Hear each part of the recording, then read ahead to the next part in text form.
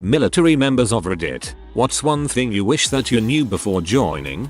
That recruiters' jobs are basically to funnel people into specific jobs that maybe they are down in numbers on. So that amazing job and skill set that you are a perfect fit for with your test scores is likely just Johnny Recruiter meeting his numbers.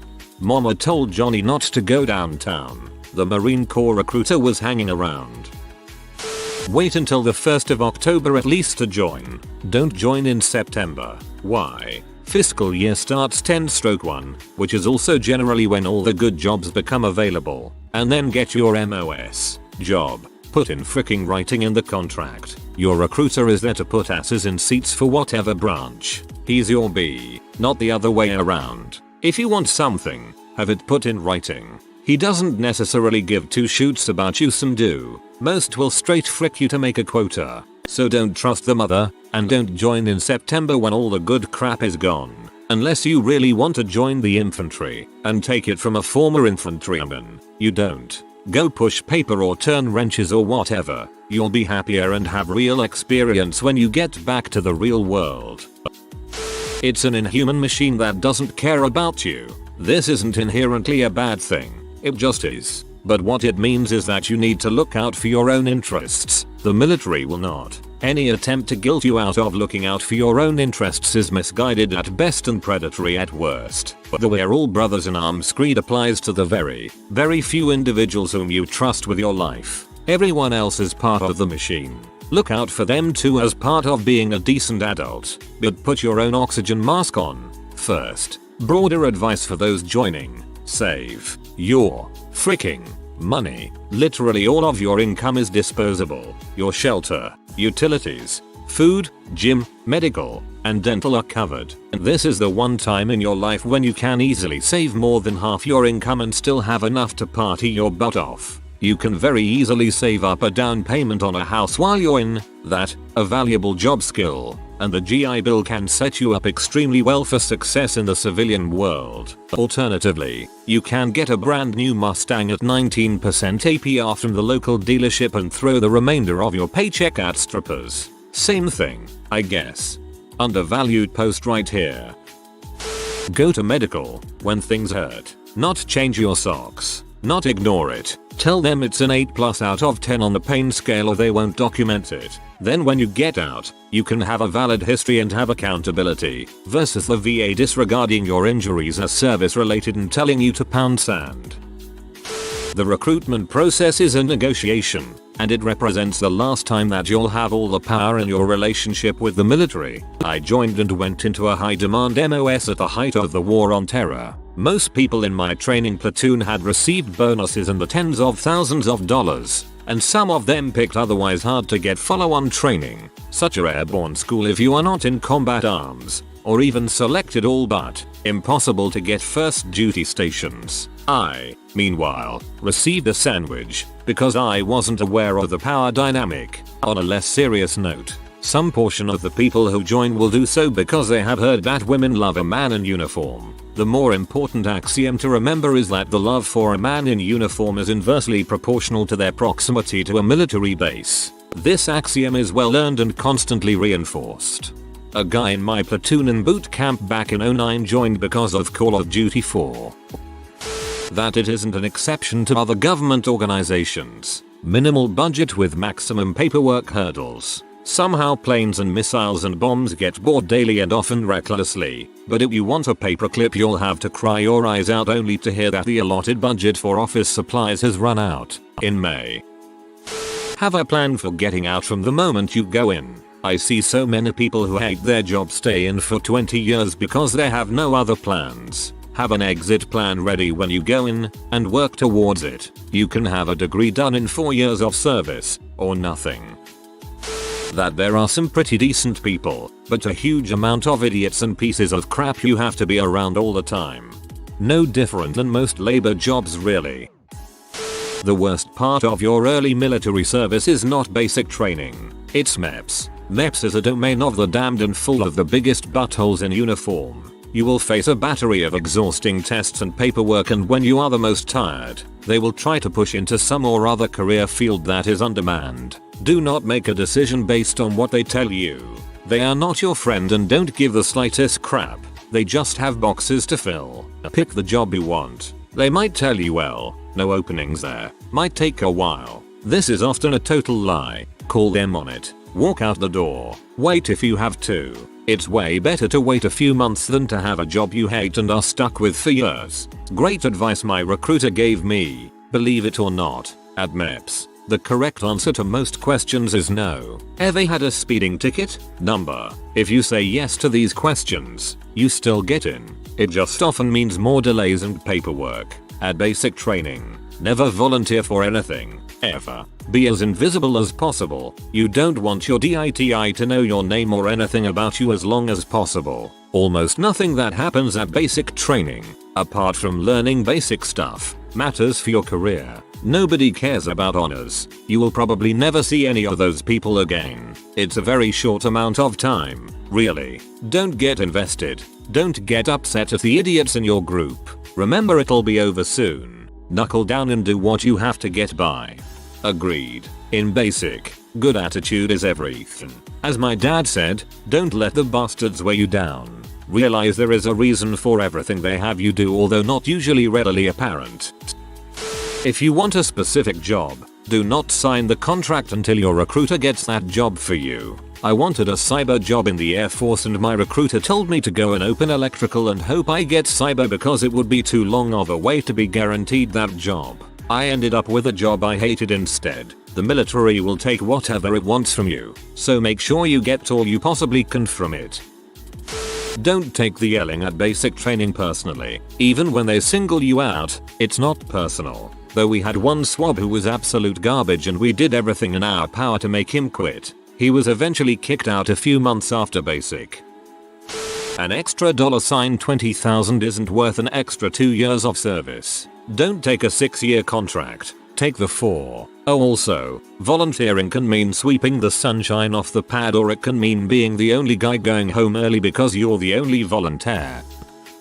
Duty. I wish I knew that once I got to a ship I would have to spend 2 or 3 nights on board standing 12 hours of watch, in addition to a normal working day. I could handle it if we didn't go underway every couple weeks for up to 2 months at a time, not including deployments, but the lack of being able to plan or really look forward to anything was what drove me to get out.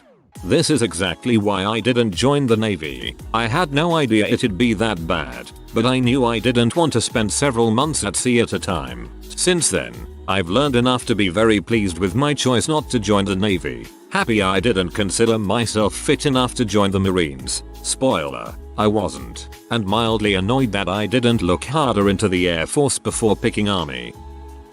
One piece of advice people always give you is embrace the suck. That is, it's gonna suck. Make the best of it. As a kid with your heart set on being a Marine infantryman, that just sounds awesome. You picture the suck in Spartan terms, charging through knee-deep snow, bayonet out, giving a mighty war cry as the enemy cowers in terror at your massive brass balls. Turns out, the suck is having to stay late on Friday because your one SGT forgot that he needs to check the serial numbers on everyone's gear before the weekend. Or spending your weekend mopping the barracks because there's a rumor that the commandant might be on base, even though there's zero chance he'll be in your room, because why would he be? Or sitting through hours upon hours of government mandated PowerPoints warning you of the dangers of tobacco use, presented by a bored SSGT rocking a lip the size of a golf ball.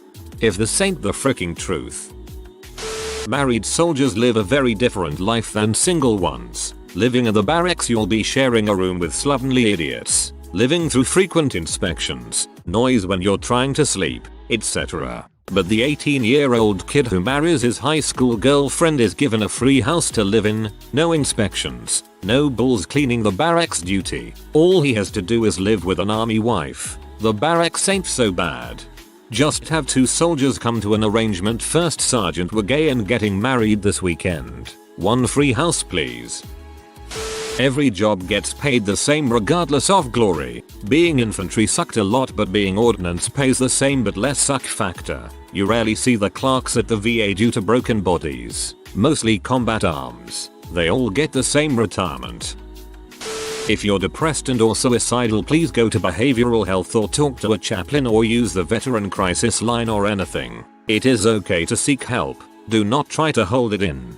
Don't be like me and try to bottle that crap up, because one day you will have a breakdown and it will feel like heck. I tried hiding my depression for over a year and a half, and what resulted was a horrible drinking problem, losing a woman that I loved dearly, and she truly cared for me and tried to support me, but I pushed her away. I pushed my family away. I pushed all of my new and old friends away, and when I broke down I tried to hang myself in my closet at the barracks a few months ago with some rope I bought, but I got scared once my vision started going, so I stopped myself. I did these things and endured with little to no help and pretended my depression was a sign of weakness, because that's honestly the stigma sometimes. I was so worried about maintaining a positive image within my MOS, which is combat, so of course everybody acts macho, that it nearly cost me my life. I realize this job ain't worth losing my life over due to battling depression.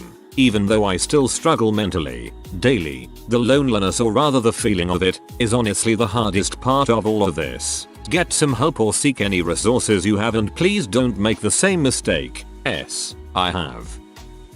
The one lifelong regret I have, after serving 23 years active duty, is all the friends and colleagues I made over my years of service that I'll never get to see again. Met and worked with hundreds of people, none of which are part of my life any longer. Sucks. I got found on Facebook by some old shipmates from my first command. We talk every now and then at least. These were the people that molded me into the drunk I was, lol.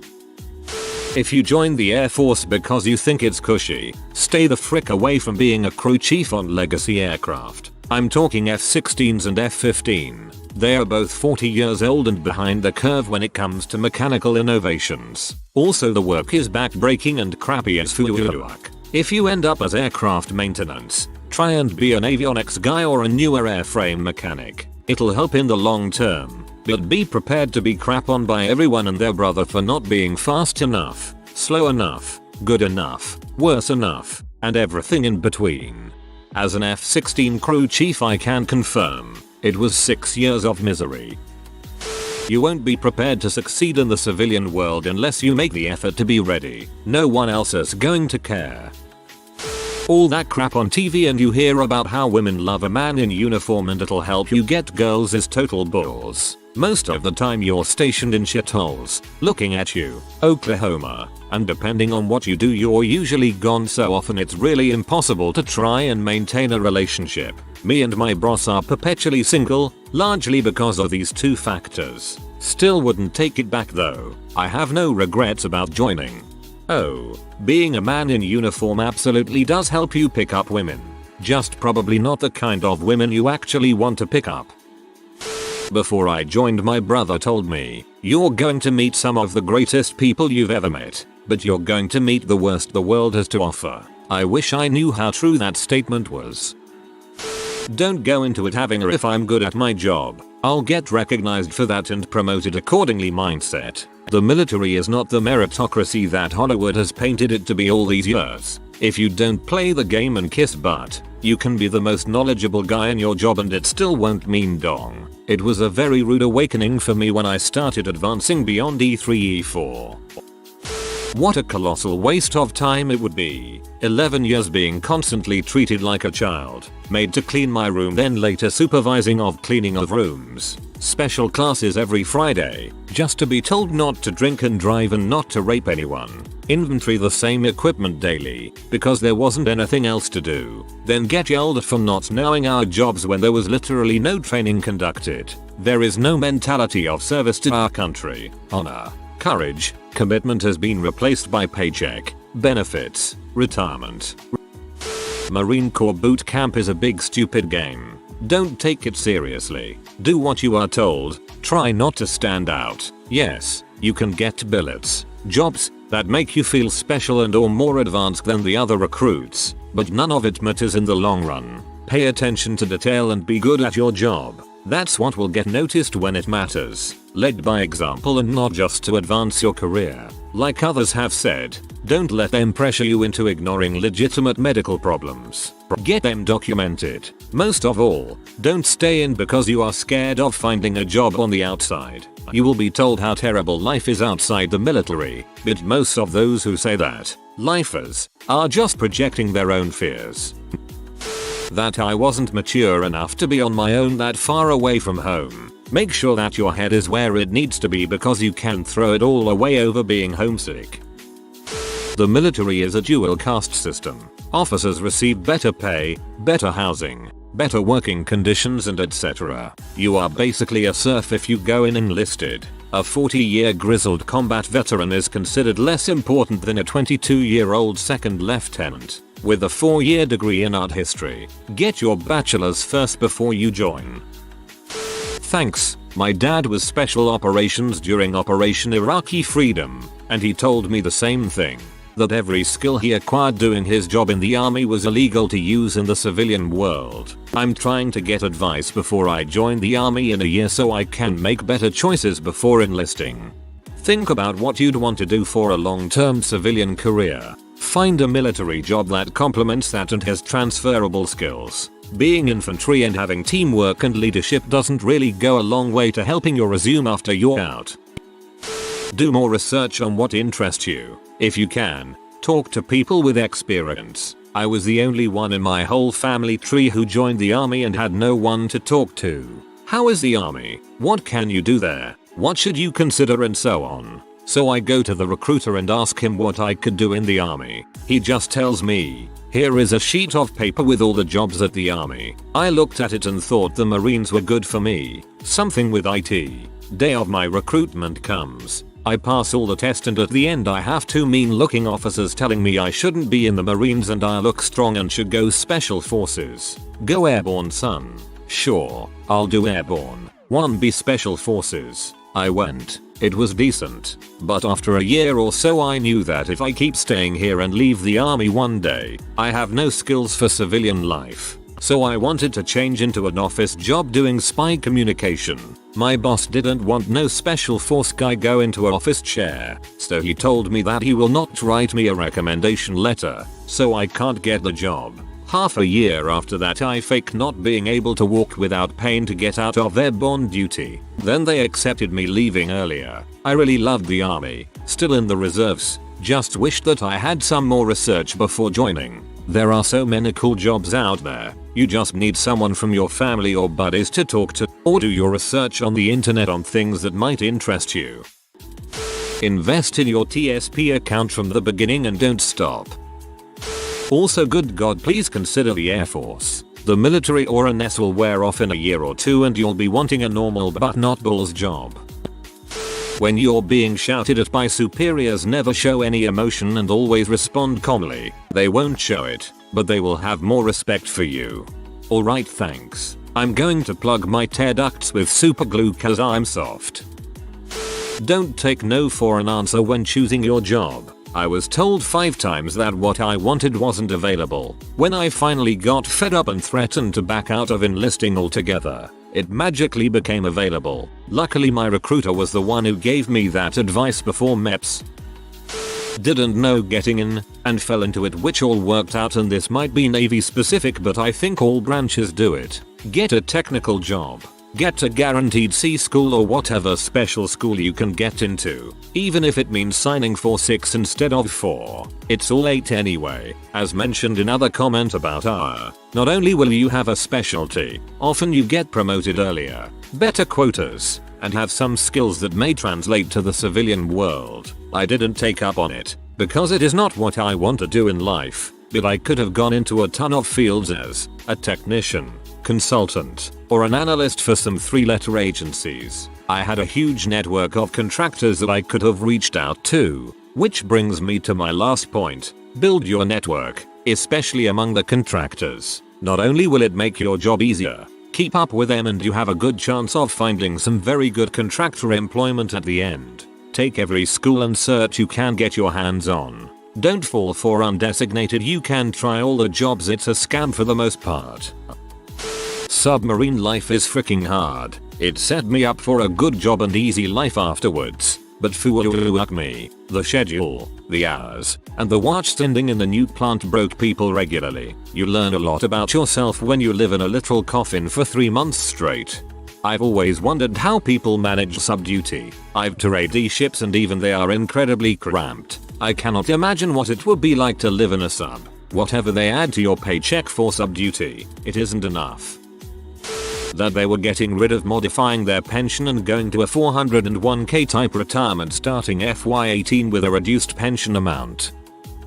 Sell all your stuff and take a very small bag with only one change of clothes with you. Once you're in, don't spend a nickel on anything. Live off of what they give and save. Save. Study and pass your tests the first time and make that rank. Don't get a car. Don't accumulate personal stuff and don't blow your money on babes and booze. Go absolutely as bare and frugal as you can. Don't go into debt. There are scammers everywhere trying to get your hard-earned money. Buy index funds like VTI or invest in some growth stock mutual funds. Check out Dave Ramsey. Retire a millionaire and live your dreams. Catching up after squandering is a B. None of that crap from back then is worth a dang. Sign up for the job you want. Don't settle for anything other than the job you want. Wait, if you have to, you will be stuck in that job for 4-6 years and you probably don't want to have one you hate. If you don't want to stay career, but like the work you do, get a job which gives you a skill easily transferable to the outside world. Civilian is best, but you can go gov contractor. Things like plane mechanics, aviation, intelligence, although you'll enjoy a windowless building for a while, communications, civil engineering. That your ASVAB scores will let you do whatever you want just meant sign here. We're still going to assign you whatever the heck we want at the moment. If you smoke or drink caffeine, stop at least 1 month before leaving for boot camp. You won't be suffering from withdrawal like the rest of the recruits who didn't quit until the bus ride down. It's not really clean. Barracks, bathroom, a single toilet, your rifle, the yard outside, until the busy work period ends. Ref, in my guard unit, we'd come back from our 2-week annual training on Saturday and get cut loose. Then we'd spend all Sunday morning washing down or cleaning out the trucks. This ended around lunchtime, and all afternoon cleaning our M16s until about 90 minutes before 4:30 p.m. formation. Suddenly, the same rifle that had been rejected for imaginary carbon, dust, dirt, fingerprints, footprints, smears, smudges, or other residue was spotless, even if you hadn't actually kept cleaning it when the armorer rejected it the first time. Spent that last 90 minutes sweeping and mopping the armory offices and such. I wish someone had told me to take more pictures and journal my experiences. Years later, those memories fade, and names are lost. Get ready to do a lot of cleaning. They worry more about how clean things are more than your well-being, or how well you do your job. The only thing that matters is that your room is clean. You are married to the job. It can be quite difficult to meet a worthwhile partner when you are constantly having to move around, deploy, go TDY, work weird hours, etc. Multiple times I've hit it off with a woman only to get orders to PCS shortly after. It's been a good experience, but sometimes it's a lonely one. That they won't help you if you're injured. That is, unless you are already dead, and by help I mean them lying to your family saying they did everything they could. I wish I knew the sheer amount of cleaning I'd have to be doing. Doesn't matter what your job is, you'll be cleaning the frick out of stuff. If you are new to the channel, you can subscribe. I publish new videos every day. Until then, check another video.